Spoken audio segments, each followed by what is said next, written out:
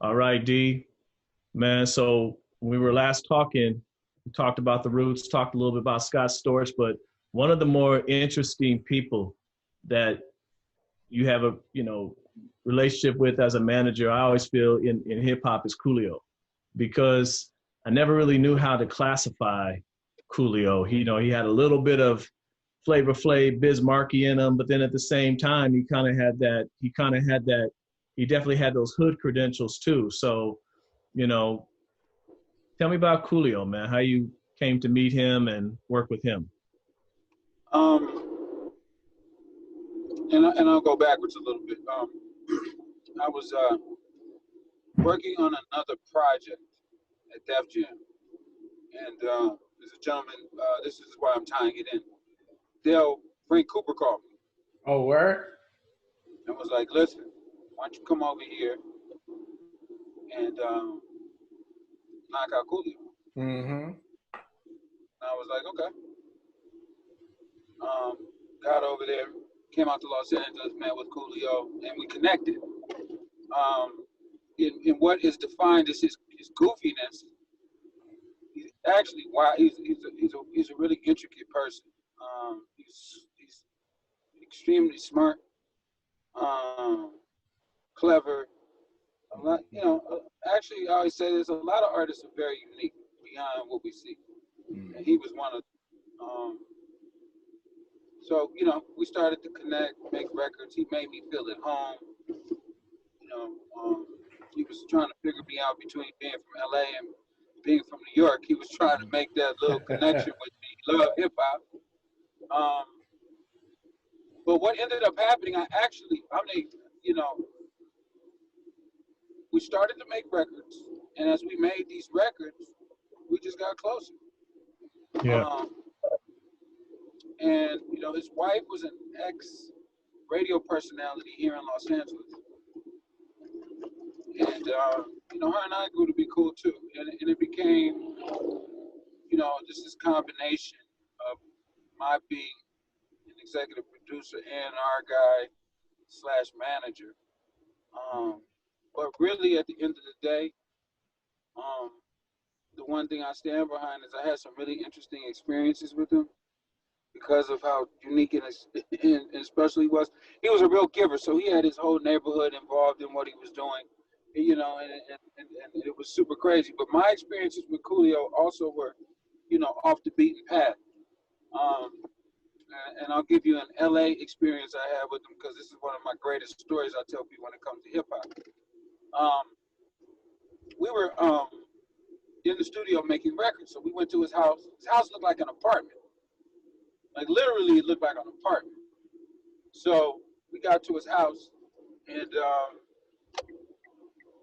he was like, "Listen, let's go to the store real quick. I want to pick up some food for groceries." I said, "Okay, cool. Let's make it happen."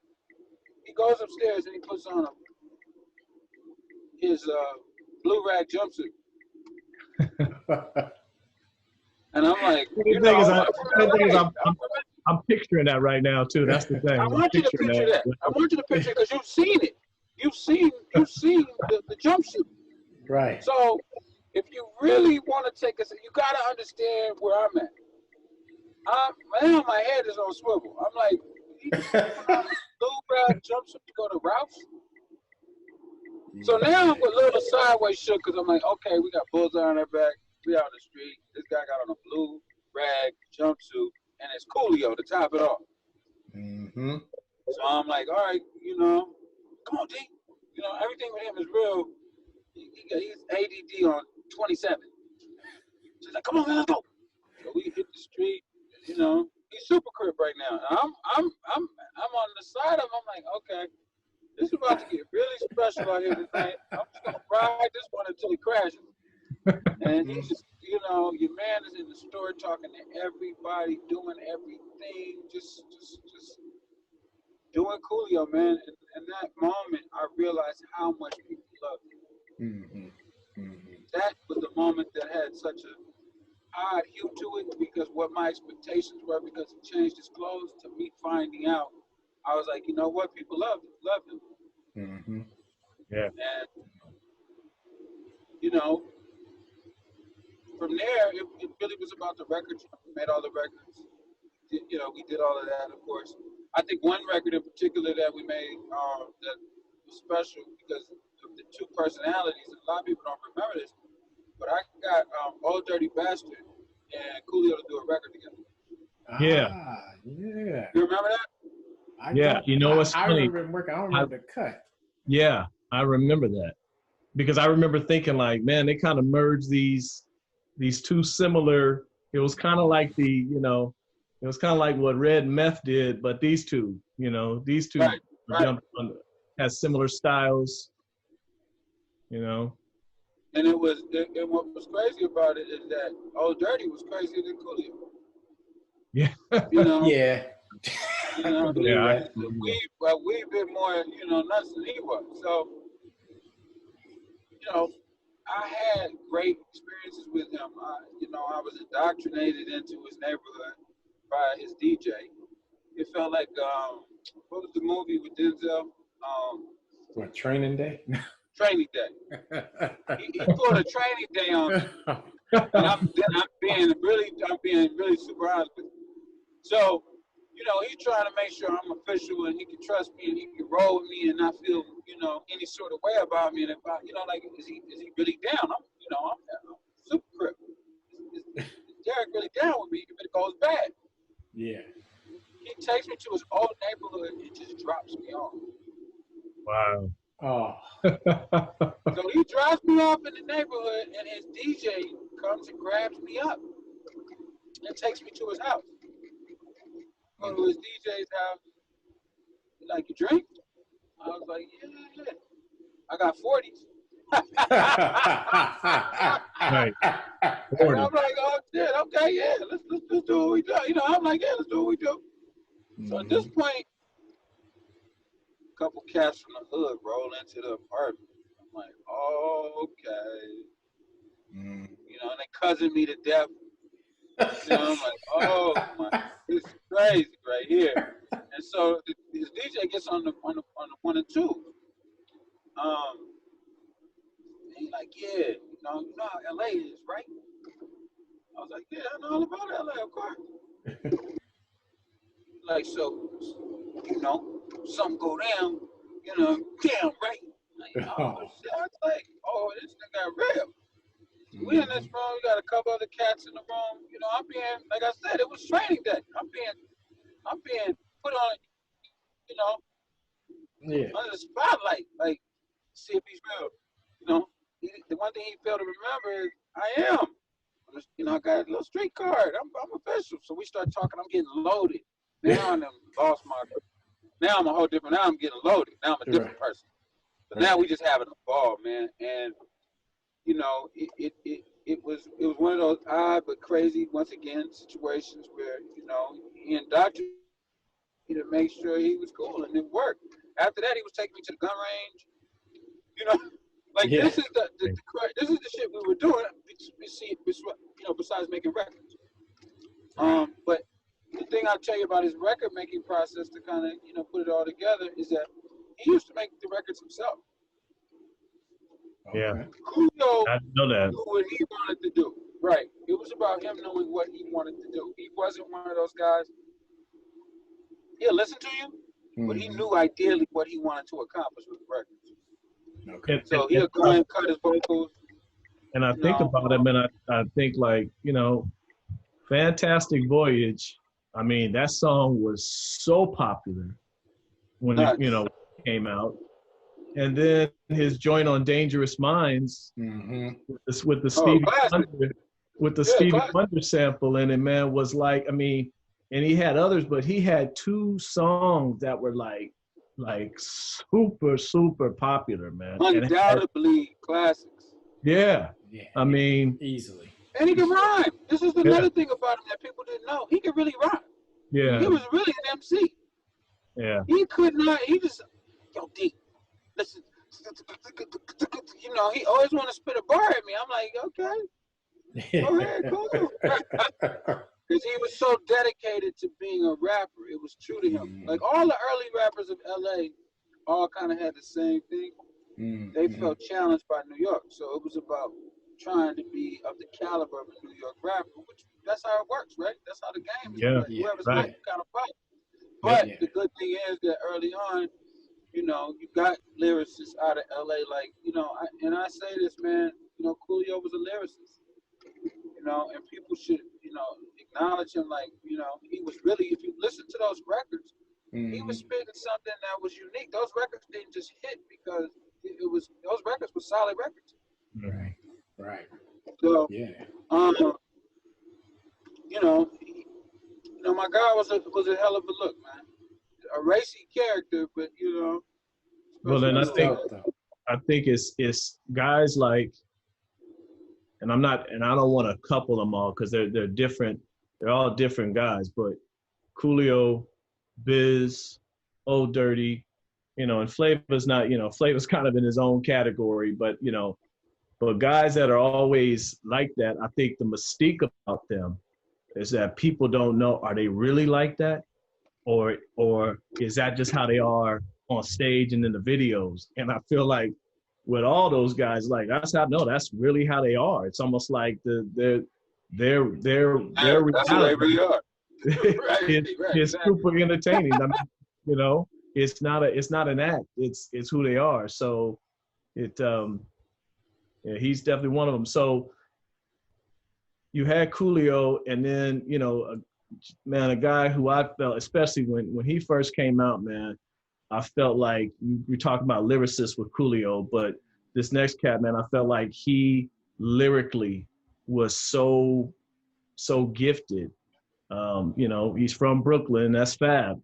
You know, and I think I'm trying to think of the first joint. I want to say it's Holla Back, but Holla Back Youngin was his first joint that he came out with, and it was like, who is this? Who is this spitter from Brooklyn, man? Because you know, Big had passed, and obviously Jay was on his trajectory, but you didn't really have anybody from you know Brooklyn outside of you know Genius and such from Wu-Tang that was you know spitting, man. And Fab just had that. He's mega talented, man. So I mean, tell me about how that came to pass. Actually, that came to pass later on. And really, a lot of it was, um, and it's, you know, we're talking about since he left Rock Nation for me. Yeah. I've been with him since the beginning because you know Scott and I did records on him, and what ended up happening, his management were my music industry best friends. Okay. So we all ran together. We were a unit. And with that, you know, I spent a lot of time with him. We did a lot of records. We had a great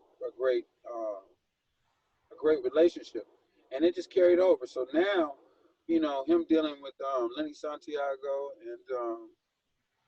and Rock Nation, he had that relationship. I'm just a businessman, and I think a lot of the guys in this industry recognize that the kind of business I do is I'm about real business. And so I bring opportunities to folks just like anybody else would, but I have opportunities. And I think for him, I came in to fix his publishing situation. And it's leading to other opportunities, you know. And so the key to it at the end of the day is making sure that, and I say this to all the, you know, up and coming managers, it's important to think business. You know, music is an important vessel, obviously, and it's used wisely, and we obviously as music creators do that. But show is a much smaller word than business. So you should be doing less of the show and more of the business. And that's a piece I share with all of your, you know, viewers. It's about the business. And I've always made it a point in this industry to be a businessman and try to create opportunities that go beyond the lines. You know, not just doing records, but, you know, business opportunities that are viable and worthwhile to an artist brand. And you know, the cool thing is that has become synonymous with that. So it helps me. And those relationships are maintained, and they help me to put, guys in special places. Like right now, I'm bringing him with me over with Carlos Slim, which I mentioned is the fourth richest man in the world, and I'm building a platform with him. And that platform is to simply monetize content and pay content creators their fair share. You know, we talked about this before. You know, Facebook makes, you know, billions of dollars weekly off our content. Right. We don't make a dollar, but we continue to facilitate their business model with our content. They take our, you know, they take our analytics and they sell it, and they make a shit ton of money. So, you know, Carlos decided, and he's the second biggest advertiser in the United States, in all the world. You know, he felt like he wanted to change that, and so what the platform is basically is you put your content out, and under the idea of a $10 CPM, your content will generate income for you. All it has to do is sit on the platform for at least 7 hours, and it will generate income. And to just give a real quick nod to it, because it's coming soon, is, you know, we did an analysis on Cardi B. Cardi B would generate about $2 million a month on our platform based on her content output equal to that of Instagram. So we're really trying to change the game. There are several others that are trying to do it. We just have a built-in customer base because Carlos Slim is the #1 telecom business in all of Latin America and owns TracFone here in the United States, which has about 40 million units. So his total unit capacity is 390 million handsets around the world. So imagine just being able to put your content up. You know, here in America, we're doing TracFone first and building from there with our application. It's 20 million built in.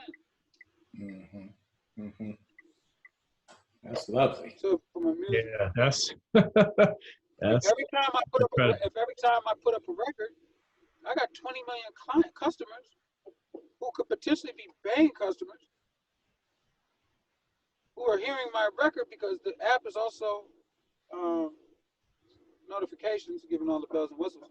But the point is that becomes a huge vacuum for talent. You know, so you put your record up, you get all these views, and it changes your life. And it happens every day because that 20 million people are locked and loaded. Yeah.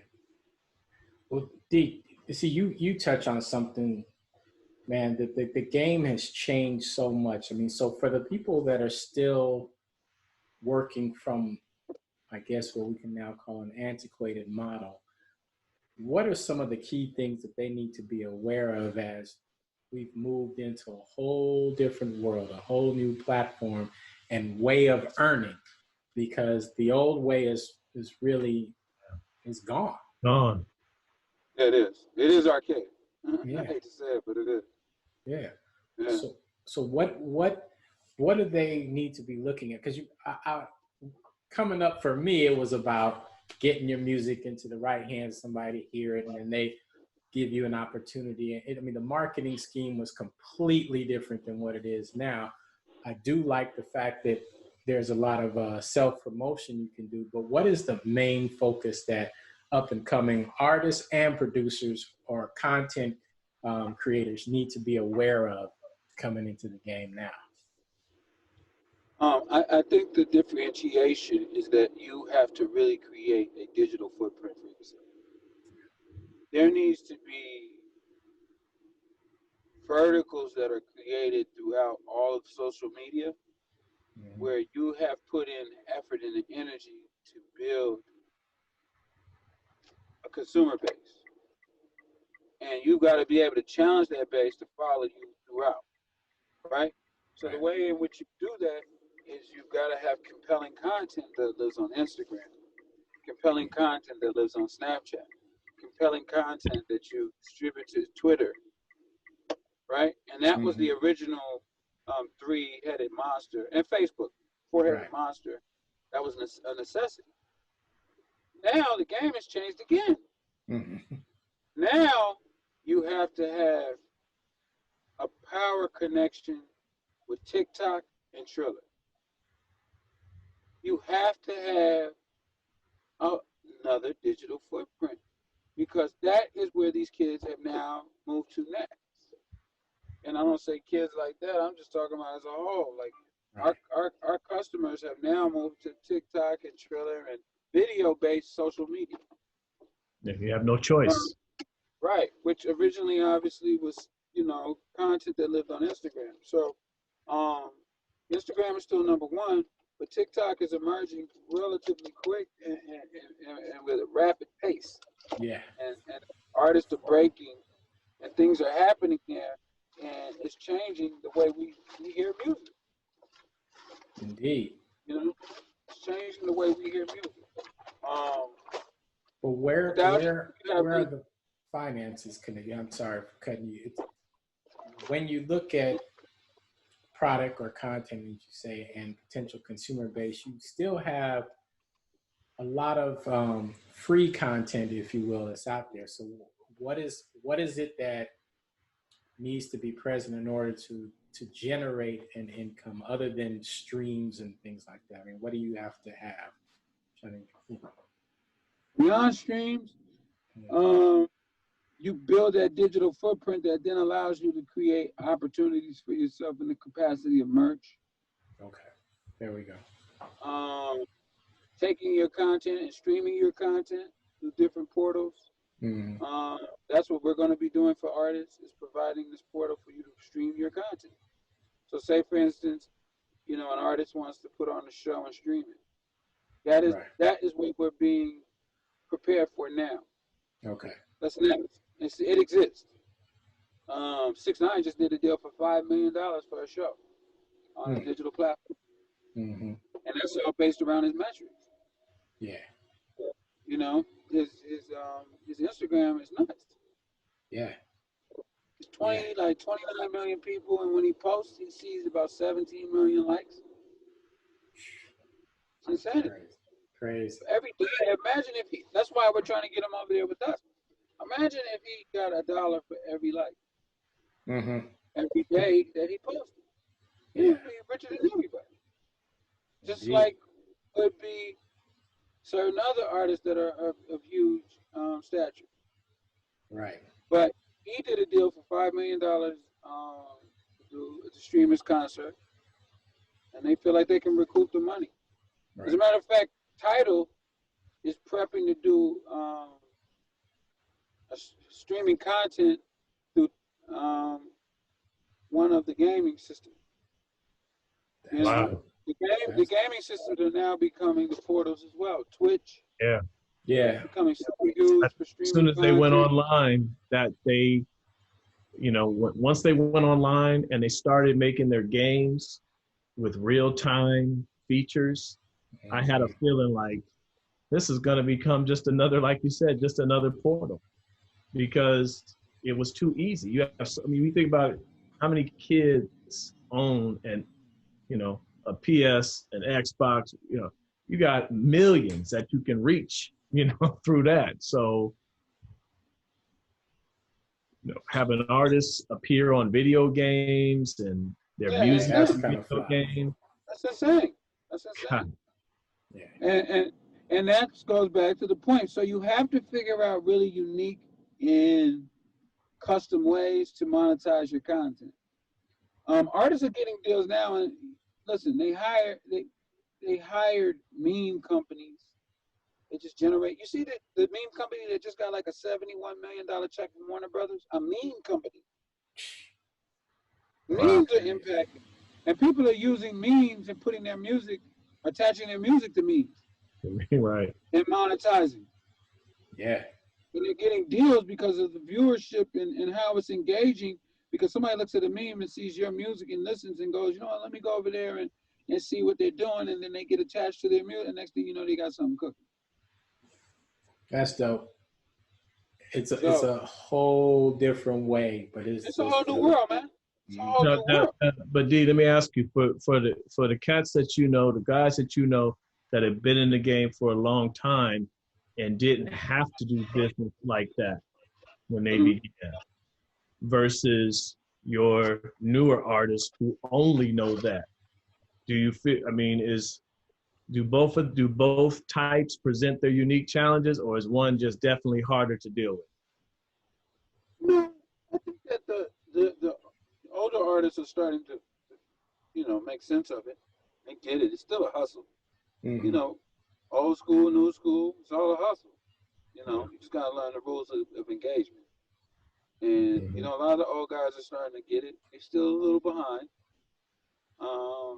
because they're prideful, and they're prideful at times. And even I could be included in that. We came up in what would be deemed the golden era of it, and Yeah. certainly when it was made to be important to us, it was a part of our true livelihood. Yes. It was a cultural juggernaut, for us, because a real MC meant something. We cherished, the Jay-Z's and the Biggies and the Parks. Like, you was damn near ready to die for these people. Yeah. Right. Because Right. they put their lives on the line damn nearly, and celebrated our culture in a way that made us proud. So we represented them with all of our might. Right. Nowadays, there's no stick-to-itiveness when it comes to artistry. Everybody's the same, so they kind of rinse out. It's a wash and a rinse, right? Yeah. Come out with a record, that's the wash. And then the rinse is they just kind of rinse away, like it's over. Okay, next record. So there's nobody is captivated anymore. But the old acts are like, you know what? I gotta let it happen. That's why you just saw Nas drop an album, and you saw Nas try his best to kind of tinker with it in such a way that he gave him what you're accustomed to when you do Nas, but also kind of gave us a little bit of what's going on today, but in a much more polished fashion. Right. Because we were taught to make records that were polished. Mm-hmm. The sound of a record was about, it had to have a certain glow on it. That's that record you say, oh, that sounds like a radio record. Mm-hmm. Mm-hmm. Like, you immediately knew, because of how polished it was, what it was supposed to be. Right. Nowadays, these dudes don't mix a record, they don't master a record, they just throw the record up. Like, here, take that. And there's a whole generation that's being brought up with not as many of the creators giving the music the sort of energy and time it deserves, because they realize that rap is a hustle now. Just like selling crack was a hustle, rap became a hustle. The hustle. Because of digital. Yeah. So now people just start, like, a lot of some of these new kids, they all just did it to get out of selling drugs. Right. Yeah. Right. Like, oh, I can rap. Yeah. And give you money. All right, let me figure out how to do it. And they literally just figured it out. Whereas if you go a generation before that, then a generation before that, I mean, that's an art. And it was an art, from the marketing to the production to everything was, you said Nas, and I remember, man, going to Warehouse,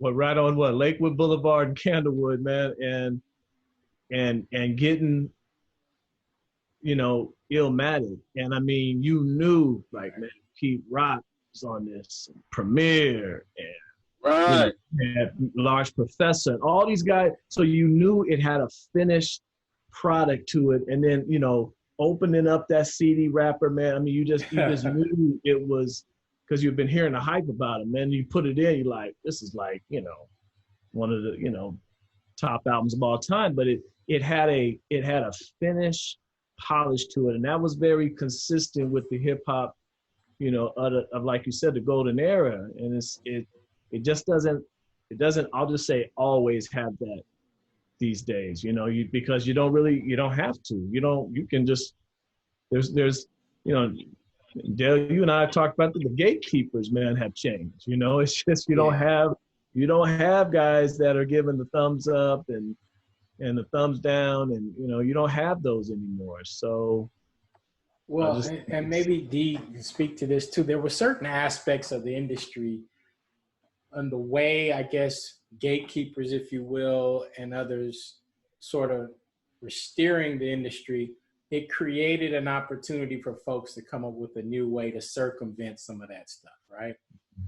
But for somebody like me who came up as a producer and had to give those complete and that polished sound or whatever, the money that we used to make that was associated with that in a lot of ways validated the efforts. The hardest thing for some of the old heads or those who came from that generation was like, how is it now that I'm supposed to eat when cats are doing things for $25 and $50? Yeah. When you getting studio in the box and just putting out, as he said, you know, you got the wash and the rinse. That was a very tough bridge to cross. But if you wanted to eat, you had to adapt. They were putting out stuff so much, I guess eventually they made what we might make for one song once upon a time. So I think that was the difficult part, at least a lot of the peers I had, but you know, the ones that are still doing it made the adjustment and found other ways. It no longer was about just making records, but they had to have merchandise and find a way, you know, their companies are asking like, what else do you got? Everybody can sing. What else are you bringing to the table? So, or everybody can rap. So, I mean, the stuff that you're breaking down, man, is really helpful in giving those folks who have only known the older model how the new model even functions. Because for some, they're still banging their head against the wall, and by the time they figure out, it's kind of changed again to something else. So that's the difficult piece too. Well, you know, listen, I think what's necessary right now more than ever is to be comfortable with change. Mm-hmm. This is the one time in our lives on every level, we have to be okay with change. We've just gone through so much in the last year that people should be comfortable with change by now. You got that right. You know, you don't have a choice. But music, you know, when you speak to music, we are going through a technological revolution in music. We don't have it all down and all figured out. Record labels don't listen. Let me keep it all the way 1,000. Record labels don't have a fucking clue. They work with me, and I help them. Mm-hmm. And my constituents, we help them.